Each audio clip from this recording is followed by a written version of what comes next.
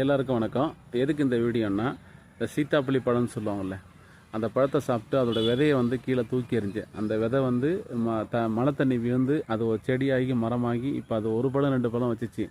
இன்றைக்கி எத்தனி பார்த்தேன், அந்த மரத்தில் 50 பழம் இருக்குது. ஸோ அந்த மரத்தை உங்களுக்கு காட்டுறதுக்காக தான் இந்த வீடியோ பற்றின கமெண்ட்டை நீங்கள் கமெண்டில் சொல்லுங்கள், நான் தெரிஞ்சுக்கிறேன். வாங்க பார்க்கலாம்.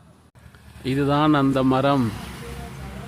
2 3 4 5 6 7 8 9 10 11 12 13 14 15 16 17 18 19 20 21 22 23 27.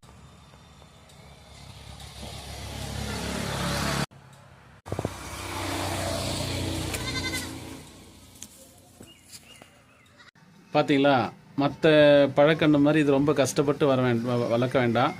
நீங்கள் உங்கள் வீட்டில் தண்ணி போகிற வழியில் இந்த தண்ணி எங்கே அதிகமாக போகுதோ அந்த இடத்துல இந்த கண்ணை வச்சா போதும்.